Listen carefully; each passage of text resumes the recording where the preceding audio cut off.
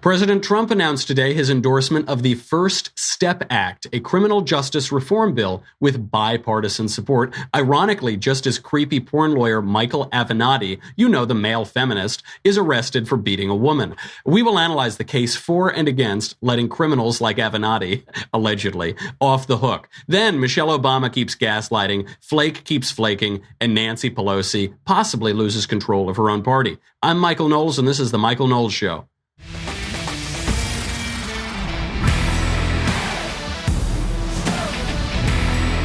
We've got our first bipartisan agreement in a very long time, which is how you know we should oppose it, whatever it is. If you've got Republicans and Democrats agreeing on something, it's probably no good. We will get to the First Step Act and break it down. But first, let's make a little money with Purple Mattress. So you see, you're here in my boudoir on the road in my hotel room. That mattress back there, that's not a Purple mattress. That's why I look underslept. I don't feel as good as I usually do. Purple Mattress is unbelievable. I am proselytizing for Purple Mattress. It is so good. It's not an inner spring. It's not exactly a memory foam. It's this brand new material. It sleeps both cool. It sleeps very cool, but it's also both firm and soft. Somehow it's both of those things. It is unbelievable. I love it. It is a tremendous product. It was developed by a rocket scientist. It's unlike any mattress that you've ever slept on. Highly recommend it.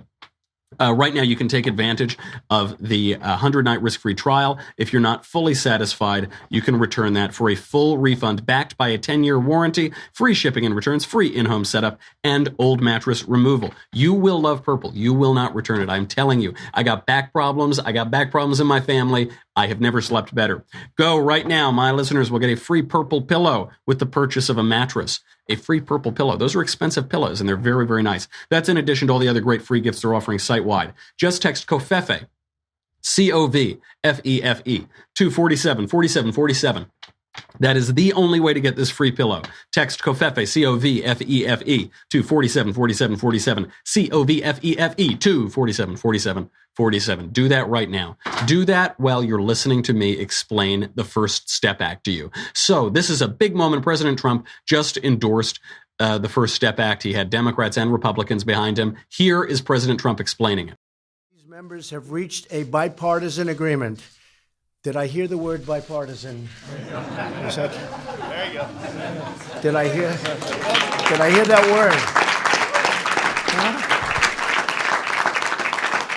That's a nice word. Bipartisan agreement on prison reform legislation known as the First Step. And that's what it is. It's a first step, but it's a very big first step.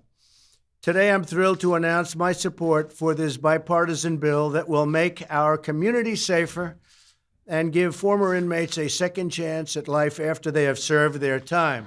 Okay, so I do like that he opens up, he's joking about bipartisan. This actually does help him in the sense that the left is trying to portray him as this very partisan, very extreme figure, when really he is willing to work with Democrats. I think he's actually eager to. They're just too foolish to take him up on the offer. But what is this act? The act is called the First Step Act. It is the formerly incarcerated, re-enter society, transformed safely, transitioning every person act. Because congressmen love stupid acronyms. That's why formerly incarcerated, re-enter society, transformed safely, okay, blah, blah, blah. Really what it is rehabilitation programs for early release for criminals. That's the whole thing. The left is denying this. The left is denying that this is all just about early release for criminals, but that's what it is. Vox.com said, the bill would not reform or reduce how long people are sentenced to prison for, which has been the prime target of criminal justice reformers over the past few years. Instead, the bill focuses on rehabilitating people once they're already in prison by incentivizing them with the possibility of earlier release to partake in rehabilitation programs. It's not quite a contradiction that they've just made, but it might as well be. They're saying, it doesn't reduce how long people are sentenced for. It just reduces how long they're in prison for. Okay, that is a real distinction. It's a real distinction in so much as there's front-end prison reform and there's back-end prison reform. The front end is it decides how long people are going to get a sentence for, and then the back end is how long they actually stay there. But the effect is exactly the same, which is criminals getting out of prison early. That said, some conservatives are for it. Obviously, President Trump, the Heritage Foundation fellow John Michael Seibler is for it. He gave a long explanation, made a conservative case for it. So did Mike Lee. I love Mike Lee. I like a lot of these things. Donald Trump, the Heritage Foundation, Mike Lee, but I'm still very skeptical. Mike Lee opens up his piece defending it today. And he refers to common sense sentencing reform. Whenever I hear somebody talk about common sense, blah, blah, blah legislation, I run away. Because it never seems to be common sense. They say common sense. I think they protest too much. It's one of those mealy-mouthed words that the right and the left both use, but it makes me skeptical. And then Mike Lee, in his piece, goes on. He tells the story of a young father of two who got caught by an informant selling pot. He sold 3 dime bags of pot to an informant. While he was in possession of a gun, he got a 55-year sentence. Notice how they try to bury certain things in here. So it's a young father of 2. Okay, that's fine. He happened to be in possession of a gun, but he didn't shoot the gun. He didn't grab the gun. Okay, that's fine. Because we all would agree that passing out 3 dime bags of pot is not worth spending most of your life in jail. I think we can all agree with that. In Los Angeles, there are billboards now for marijuana delivery services. So it's legal in many states, but it's still illegal as a federal matter. So we would all agree with that. However, 1, if you're the father of 2, don't sell drugs. Don't be a drug dealer. Just my first guess. 2, if you're the father of 2 who's selling drugs to make his money, don't carry a gun. That sounds pretty stupid. Don't do that either. That said, still, maybe he shouldn't go to jail for 55 years. Fine by me. Reform that law. Reform the mandatory minimum for selling 3 dime bags of pot at the federal level. Fine by me, no issue. But that's not really what the First Step Act is about. One of the issues, he brings up that it's a father of 2, I think, because one of the real issues with imprisoning people is it can wreak havoc on families. Obviously, if you're in prison for 50 years, you can't raise your kids, you can't be with your wife. A lot of conservative wonks have pointed out that each year behind bar increases the likelihood of divorce by 32%. So every single year that you're incarcerated, your chance of divorcing your spouse goes up by 32%. Eventually, you're almost certainly going to get divorced. Okay, that's not a good statistic. We're pro-family as conservatives. We don't want that. However, what they forget to tell you is that very few inmates are married. So even in 2002, which was the closest study I could find on this, only 16% of inmates were married. And I can only imagine that number has decreased in the last 16 years. And a lot of evidence suggests that it is. So the better point, I think, that conservatives could make if they want to support the First Step Act is specifically on black families, because black men account for 6% of the country. They account for 38% of prison inmates. That's true at the state level. That's true at the federal level. So obviously, there's a hugely disproportionate number of black men committing crime and then being sentenced to prison for crime. This obviously reduces the availability of those men for marriage. And it's been suggested in some quarters that this has caused the breakup of the black family. There are other causes of that too, but marriage has declined immensely among black Americans from the 1960s to the present. The rates of marriage in the 1960s for blacks was 61%. Today it's 32%. So it's almost cut in half. Now, what are some causes of that? Maybe prison, maybe welfare, as Daniel Patrick Moynihan suggested. Maybe. The reason I think it's probably much more cultural and has much more to do with government programs like welfare dependency, which incentivizes breaking up the family, is that there's been a major marriage decline among white people too. So among whites, marriage has declined from 74% to 56% during that exact time. Not as greatly as the black family has been broken up, but still a pretty huge chunk. One of the major Republicans campaigning against the First Step Act is Tom Cotton, excellent congressman. Tom Cotton has now apparently, this is all just being reported by various sources, has been lobbying various law enforcement groups to drop their support of the measure. Apparently, it was his campaigning that was responsible for the Law Enforcement Association, the Federal Law Enforcement Officers Association from dropping their endorsement for it. And what Tom Cotton says, he goes out pretty boldly, and 100% agree with him on this. The problem in America is not over-incarceration. You hear this from the left, you hear it from libertarians, you hear it from conservatives. They say, oh, we over-incarcerate. There are too many inmates in our prisons. No, the problem in America is under-incarceration. We don't catch enough of our criminals. Law enforcement in this country identifies 19% of the perpetrators of property crime. 81% of people who perpetrate property crime just walk free. They are never even identified. This is maybe lucky for them. It's very merciful to the criminals, but for the people who have their property destroyed or stolen, it's not merciful at all. They're being wronged, and that's injustice. How about violent crime? Law enforcement identifies only 40% of violent criminals in America. So fewer than 50% of violent criminals get identified and are even brought up for criminal justice in the first place. 53% get away. That is way, way too much. So what are some good things about this bill? I would say the good thing about it is that it's not terribly extensive. It still keeps people in prison for a while.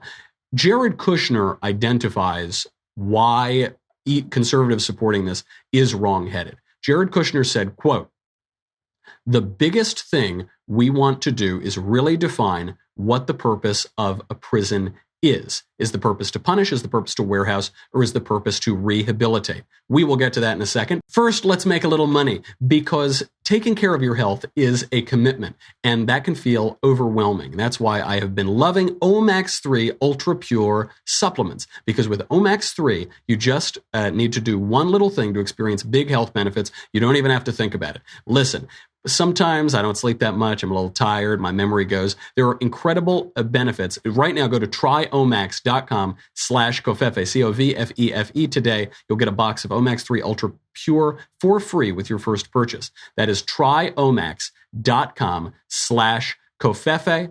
Tryomax.com/Covfefe. It is the purest omega-3 supplement on the planet. Contains nearly 94% high-quality omega-3s. It's optimal health made easy. So, look, omega-3s are amazing at alleviating joint pain, inflammation, muscle soreness. They make you feel your best. They make you feel your best post-workout. And especially if you're on the road, you're not sleeping very well, you're a little foggy-headed, it's really good. It make you feel a lot better. It can improve mood, focus, memory, boost cardiovascular and brain health, plus so much more. It just makes sense to try omega-3 supplements. So what is that address? Do you remember? Try omax.com/Covfefe, COVFEFE. Get a box of Omax 3 Ultra Pure for free with your first purchase. Try omax.com/Covfefe to get your free box of Omax 3 with your first purchase. What is it? Try omax.com/Covfefe. Terms and conditions apply, because they always do in this life. So Jared Kushner is saying about criminal justice reform. Apparently, he's one of the big people pushing this in the White House. He's saying, what is the purpose? Is the purpose of prison to punish, or is it to rehabilitate? And I think Jared is very smart. I think he's a very capable guy, and he is falling into a classic misunderstanding. The purpose of criminal justice is justice. It is to punish people who have committed crimes. If the purpose is not to punish them, then there's no reason to have them there in the first place. If the purpose is just to rehabilitate, then how come we only do it against criminals? There are plenty of people who need a lot of rehabilitation. I could probably use a little rehabilitation in my life. Why is it that we only apply it to criminals? We only apply it to criminals because the primary purpose of criminal justice is to punish criminals. It is retribution for crimes. So I totally understand how if you lose sight of that, if you lose sight of the value of punishing criminals, you would absolutely be for let the prisoners out, put them into lovely little daycare facilities where they can learn to be nice and sing Kumbaya. That's fine. But as Adam Smith pointed out, mercy to the guilty is cruelty to the innocent. This certainly applies at the level of our government and of a criminal justice system. And by the way, the more that you introduce these kind of programs which give preferential treatment to some people who try it out, not other people, and at one level but not another level, you are increasing the injustice. So to Mike Lee's point, if some poor guy, he was selling drugs when he shouldn't have been, he had a gun, maybe he shouldn't have had a gun on him, maybe he shouldn't go to jail for 55 years because of that. That's fine. If you want to reduce it to 10 years or 5 years or I don't know, 3 years, do whatever you want, or you want to legalize pot. Again, that's fine. If you want to vote on it, make that a law.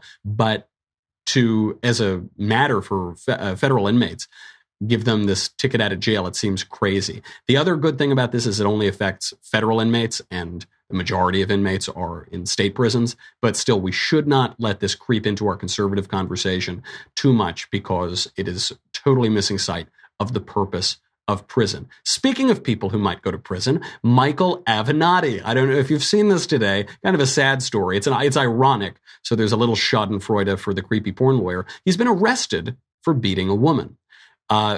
Obviously, feel horrible for the woman if these allegations are true. That's a terrible thing.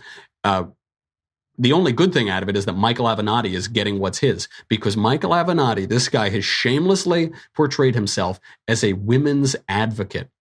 He said he's a women's advocate his whole life. What did I tell you? What did I tell you about male feminists? I just gave a speech on this the other night in How to Be a Man When You Look Like a Maddow.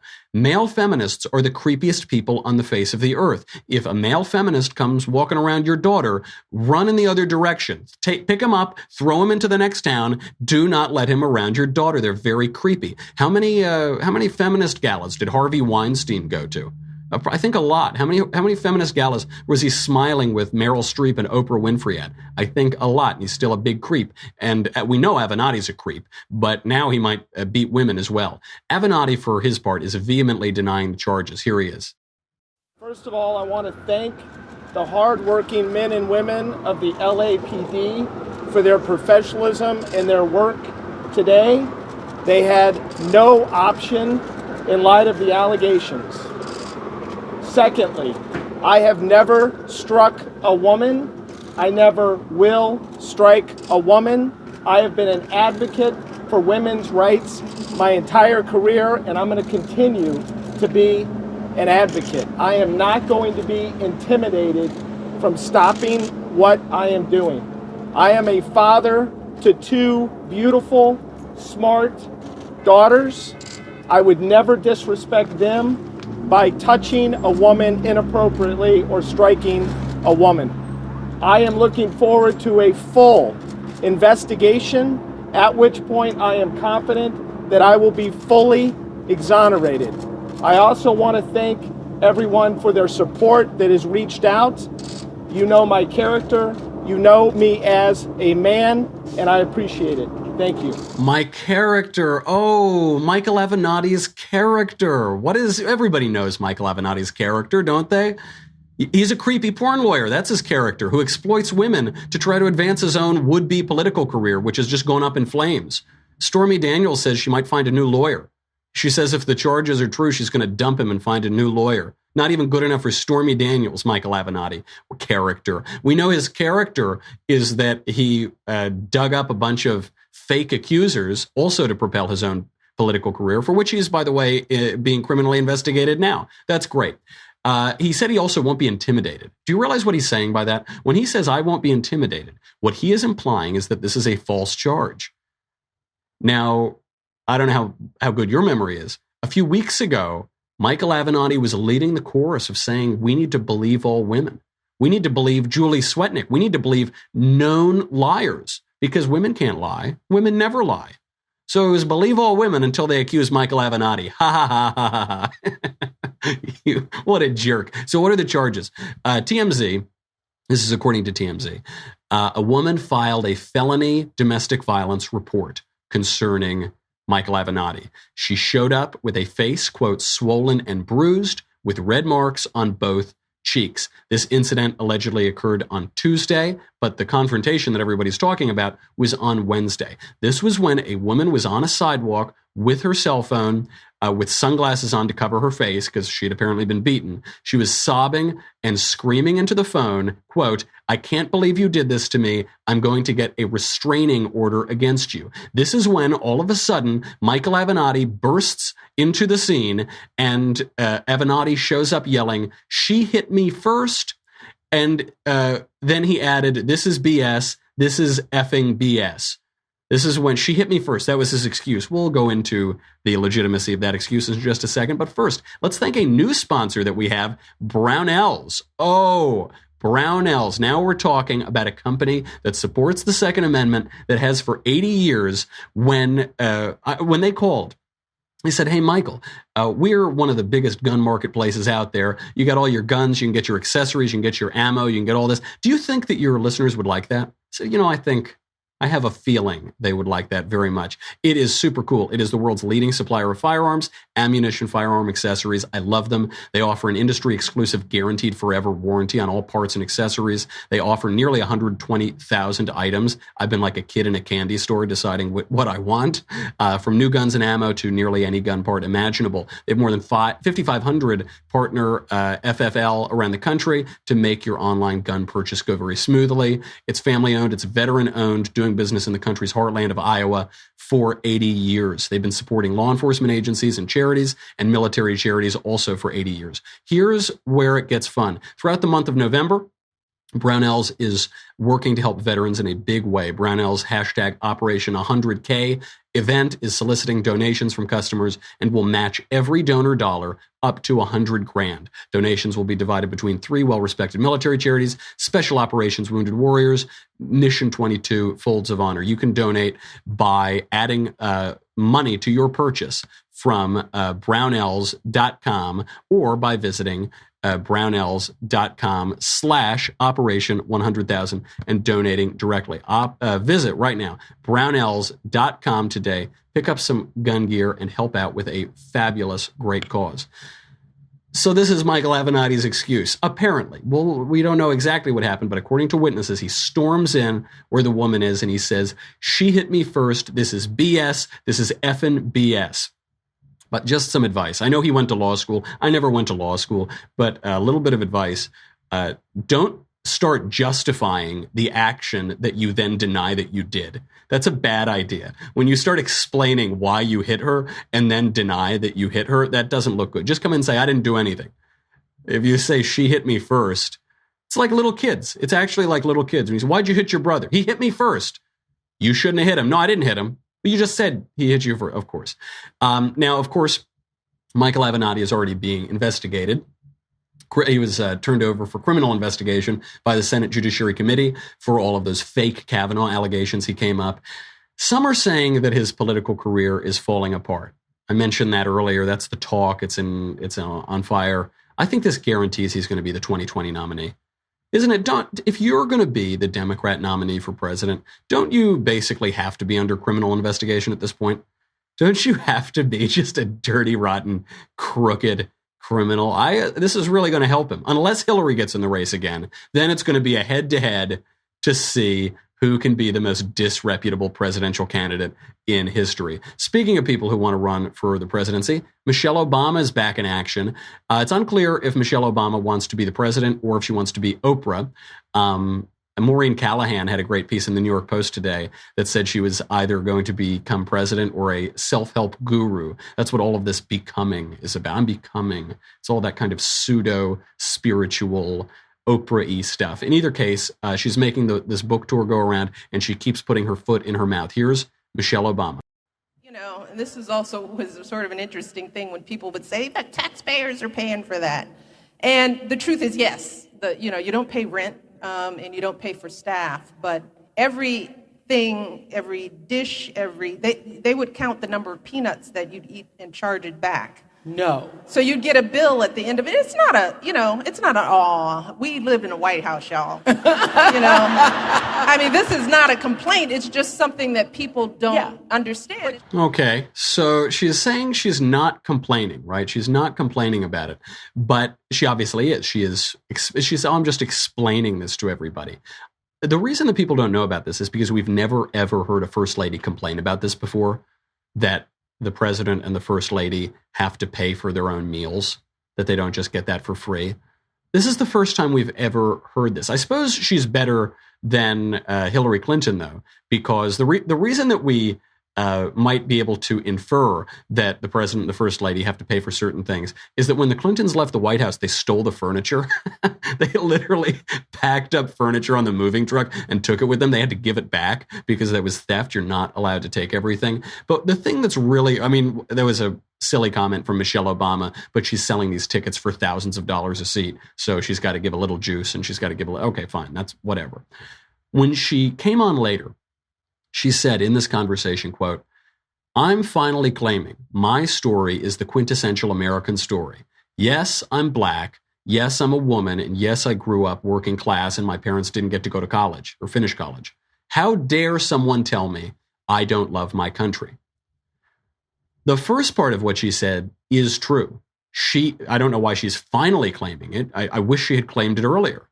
It is true. Her story is a quintessential American story. She's a black woman. She grew up working class. Her parents didn't get to finish college, and she became the first lady of the United States. She went to law school. She was a lawyer. She became the first lady. It's hard to imagine succeeding at a higher level than that. However, she finishes it. She says, how dare someone tell me I don't love my country? The reason why we've suggested that Michelle Obama doesn't love her country is because she told us herself. Here's Michelle Obama in 2008.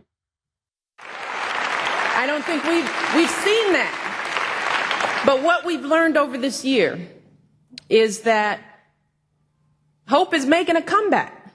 It is making a comeback, and let me tell you something. For the first time in my adult lifetime, I'm proud of my country. And not just because Barack has done well, but because I think people are hungry for change. First time in my adult life, I've been proud of my country. She says it. And then she has the audacity to go out and say, how dare you suggest that I don't love my country? We're suggesting it because you say it. It's this constant gaslighting. It actually reminds me. Do you remember that time that Ben Shapiro was on Piers Morgan?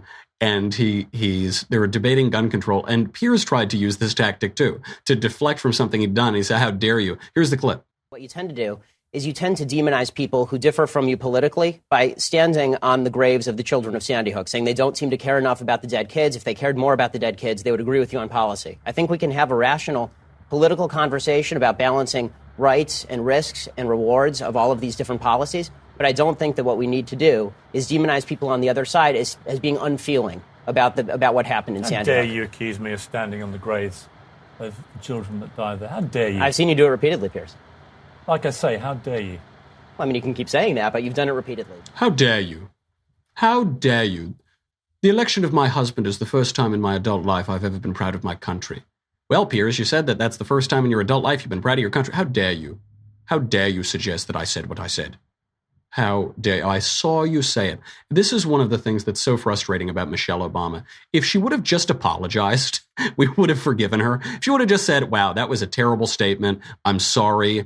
It isn't true. I spoke out of, I don't know. I mean, it's actually a hard statement to explain. It's such a specific statement that she's never been proud of her country. But if she said, I have been consumed in this ideological anger against America, and I realize now I'm one of the luckiest people in the history of the world, and only in this country could that ever happen, and what a terrific country this is, and I'm really, really sorry. I might have meant it when I said it, but I've realized how stupid and awful that statement was. If she had said that, we would have forgiven her, but she hasn't. She's just denying that she ever said it. Absolutely outrageous. We have a lot more to get to that we're not going to because I want to get to Mailbag today. So just remember, if right now you are out in Michigan, I'm still in Michigan. Come on out to the University of Michigan tonight at 7 p.m. for the latest stop on my YAF Covfefe on Campus tour. It'll be very cold, but those sweet, sweet leftist tears will be fresh, and they'll actually be snow. They will be the snowflakes. The leftist tears have become the snowflakes, so don't miss it. If you're on dailywire.com, thank you very much.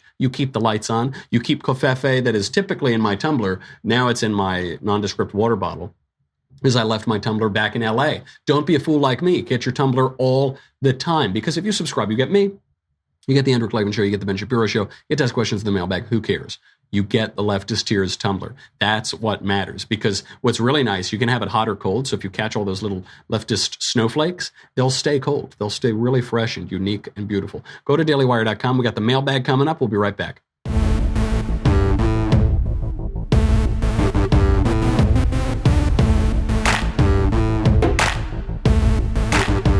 We got a lot today. We have a lot to get through.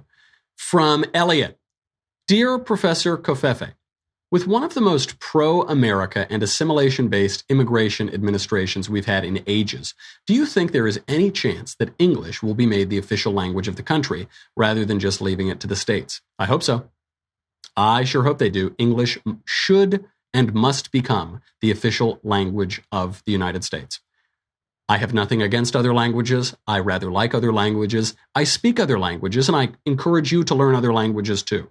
However, the left has brought us to the place where we must have an official language because we have so little that unites us anymore in the country because of the multiculturalism of the left, because the left insists on not assimilating anybody into the American culture and denigrating American culture. We have very little that unites us, including our language. I mean, it's a sort of old stodgy complaint to hear somebody angered by the phrase, press 1 for English. But it is an outrage that I have to press 1 for English. We are in America. If you had a little thing that said, press 1 for Spanish, maybe at the end or hidden, okay, that's fine. There are a lot of people in this country who don't speak English, but they should. They should learn it. They should be made to learn it. They should ideally learn it before they get here. But if they don't do that, they should learn it immediately upon getting here. Half of my family came on the Mayflower. The other half came on a sardine boat for all intents and purposes. They came over from Italy and they took great pains to learn English. They refused even to speak Italian in the household because they wanted to become Americans. And people in this country who have come from other places, Central America or South America, should behave in exactly the same way. And they shouldn't speak Spanish in the home, or they shouldn't speak it very much. They should learn English. This is true of immigrants from East Asia. This is true of immigrants from all over the place. Learn English, because if we still had a common culture that united us, we can't even agree on the American flag anymore. We can't even, half the country is protesting the flag at this point. But if we had a common culture, a common entertainment culture, a common religious culture, a common broad values culture, that would be one thing, but we don't. So we at least need to be united by that. I hope we get it through. I'm skeptical that we will. I think that's probably a bridge too far. Maybe they'll build the wall first, but I really hope that they do. From Mario. Hi, Michael. Wanted to ask your thoughts and insights regarding the early church and the raging debate then of the nature of Jesus Christ. Eventually, the church decided on the Holy Trinity. However, I also think some of the other ideas are interesting and perhaps equally valid. Can you discuss your views? So what Mario's talking about is that in the early days of Christianity, there were heresies that cropped up rather quickly within a century or 2 centuries, and they had various perspectives on the nature of God and the nature of Jesus and the nature of the Holy Spirit. They might be interesting ideas. They can't be equally valid. The reason they can't be equally valid is they're contradictory ideas. If one idea says that Christ is God and the other idea says that Christ is not God, then they can't be equally valid. He either is God or he is not God. The reason that I believe in the Trinity is because I see it throughout Scripture. John 1 says, in the beginning was the Word, the Logos, Christ, and the Word was with God, and the Word was God. So we know that Christ is God. Christ says that he is God at various points in the Scripture. We know that the Holy Spirit is God as well. St. Paul writes in 1 Corinthians, quote, the Spirit teaches everything, even the depths of God. For what person knows a man's thoughts except the spirit of the man which is in him? So also, no one comprehends the thoughts of God except the Spirit of God. So we now know that God is God, God the Father is God, God the Son, Christ is God, and God the Spirit, the Holy Spirit, is God. All three of these are God. Yet in the early church, there was some disagreement about this. There were various heresies. Arianism, that's the heresy of Arius, who very famously got punched in the face by Santa Claus at the Council of Nicaea. Arianism, that heresy, denied the divinity of Christ. There was another very early heresy called Marcionism. Marcionism embraced the God of the New Testament, but detested the God of the Old Testament and rejected the God of the Old Testament as somehow different. There's Albigensianism, which came centuries later. This was a Manichaean dualist heresy that despised the material world. There are a lot of heresies, and there are many, many more heresies than that. My main conclusion from all of this, and I advise you to take this under consideration as well, is that the church fathers were extraordinarily smart, spiritual people, and they got it right. All of those various councils, the councils that came up with the Nicene Creed, speaking of the Council of Nicaea, or the councils that compiled the Bible, they really got it right. They knew what to put in and what to leave out. These are the smartest men in history, and they weren't bumbling idiots. We, from our modernist perspective, I think look down on them as old people who, were various robes and didn't have iPhones, so they couldn't have been smart. These were extremely intelligent, wise people, and they got it right. And they've got it right about the Trinity, too. From Amber. Hello, Mr. Knowles. I was listening to Maxine Waters talking about most likely becoming the head of House Financial Services Committee and proud that she's the first black woman to do so. If the left states that gender is fluid, a choice, then why all of the celebrating of the first openly LGBTQ plus woman in Congress, the first Muslim woman in Congress, the youngest female in Congress, etc.? You make an excellent point. Doesn't make a whole lot of sense. This is why transgenderism and identity politics more broadly has destroyed feminism. Because you can have transgenderism or you can have feminism, but you can't have both.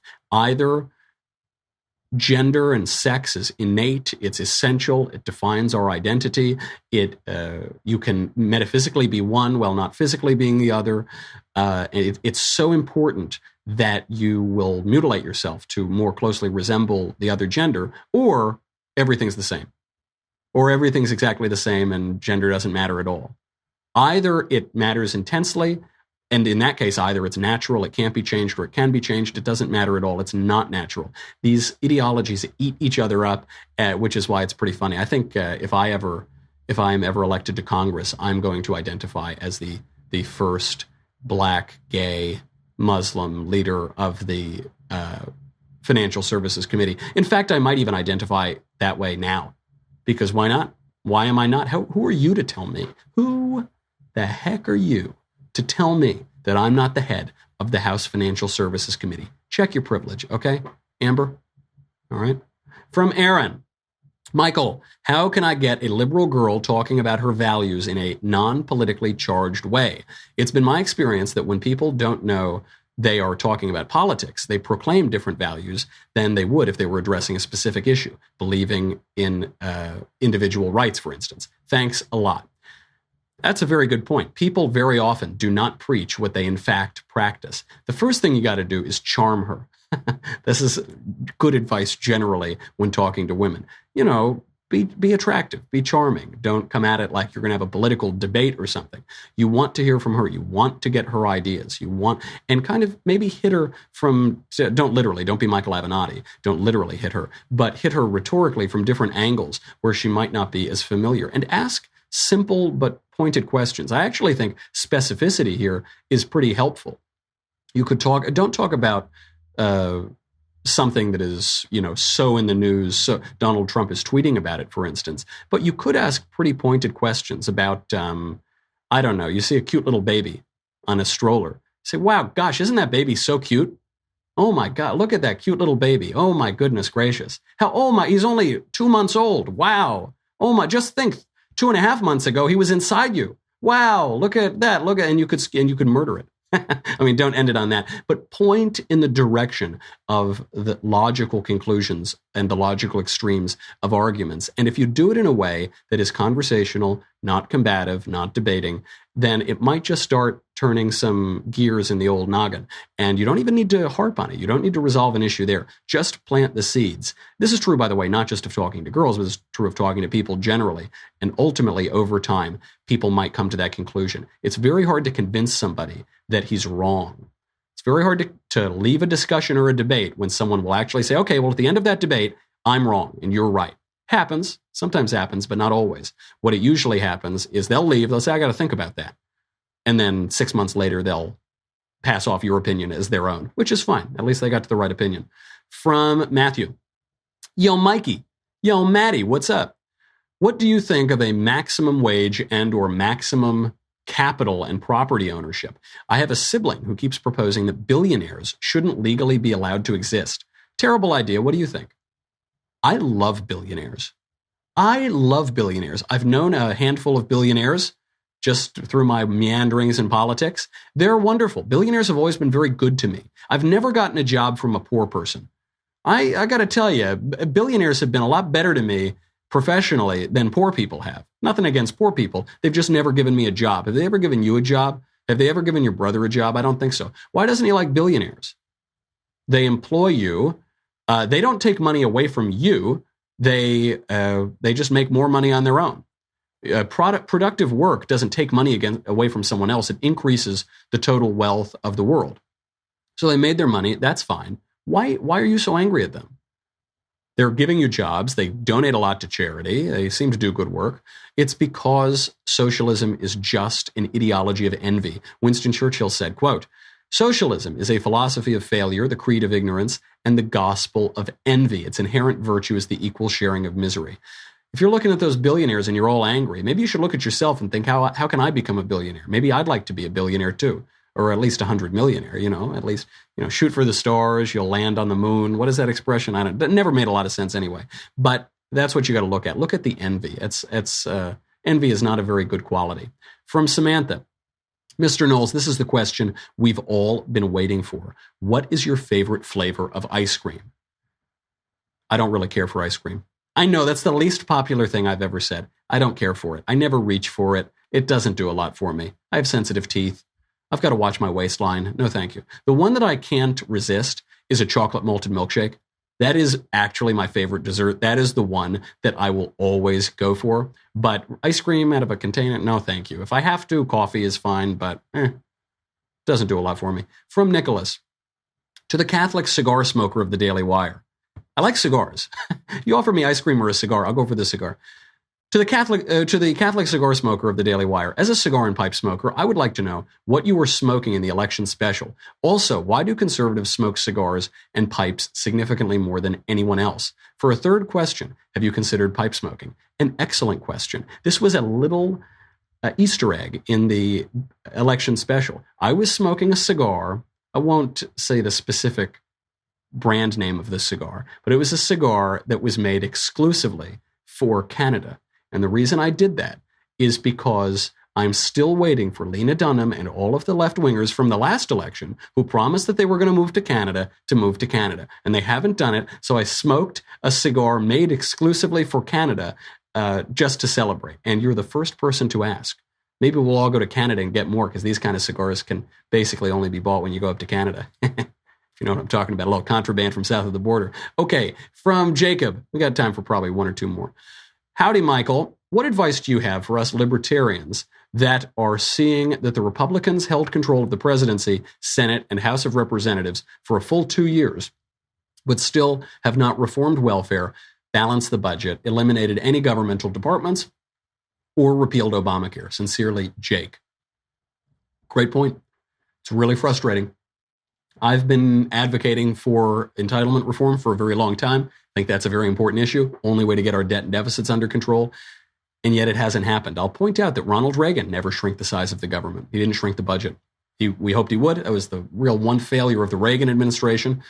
President Trump does not appear to be interested in shrinking the size of the federal budget. Maybe shrinking the rate of growth, that would be nice. He's cut down the budgets of cabinet departments. That's a great start. He's deregulated significantly. He's reduced the size of various aspects of the federal government. But has this reduced overall spending? No, absolutely not. And it's probably not going to happen. I hope that we can get some kind of entitlement reform through. Now that we've lost the House, I think you can kiss that goodbye. This is too bad. Libertarians have a strange relationship to this administration because Trump is speaking in some ways like a populist and a protectionist, all things that libertarians tend to oppose. And yet he's stated that his ultimate goal is the elimination of tariffs. It's the elimination of barriers to trade, which libertarians should like. Libertarians are going to get a lot out of this administration, but it's not a libertarian administration. It will not be a libertarian administration. And even administrations that seemed more favorably inclined to that way, like Reagan's, also didn't fulfill that promise. Might just, unfortunately, be a pipe dream in a modern democracy, but we can keep on hoping. One more. I don't care if I don't have time. I'm doing one more. Michael, I am applying to medical school and trying to keep very high grades, but I cannot stand listening to my professor pass off her opinions as facts in a general education class. She claims that Trump abides by the same nationalism as Hitler and that patriotism is the opposite of nationalism. How do I approach the debate without jeopardizing my grade? Thanks, love the show. You want my honest answer? This doesn't sound great. Keep your mouth shut. That's the answer. I don't know. What do you want out of this? All I know from your question is that you really want to go to medical school. If you really want to go to medical school and you think that this woman is going to hurt your grades and prevent you in some way from going to medical school, then just keep your mouth shut. What is to be gained by opening your mouth? You might be able to change the minds of some of your classmates, but you could do that outside of class too. You can just talk to them, be on the debate club, whatever, do conservative activism. Are you going to change the professor's mind?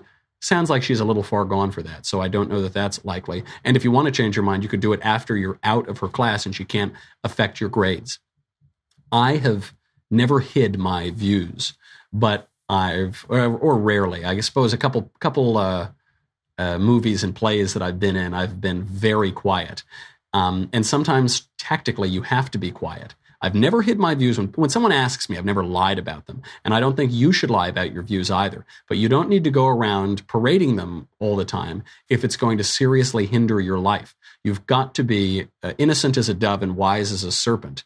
And you should maintain that. You've got to be a little bit the lion and a little bit the fox, to use Machiavelli's phrase. You've got to be, I don't know any other animals that we can use. You need to be a pelican and a swan. I don't think that means anything. But you've got to have a little forbitia, you've got to have a little awareness and astuteness when you go about these things, because it's a real minefield. If you want to go out there and be totally blunt about your views, go for it. I've frequently done that in my life, but it will cost you. If you're willing to bear that cost, go for it. But if not, maybe be a little astute and live to fight another day. Okay, that's our show. If you're at the University of Michigan, come on by tonight. I can't wait to see you. If not, I'm sure you can catch it on the internet at some point. I'm sure we'll have it up there someday. In the meantime, have a good weekend. I'm Michael Knowles. This is The Michael Knowles Show. I'll see you on Monday.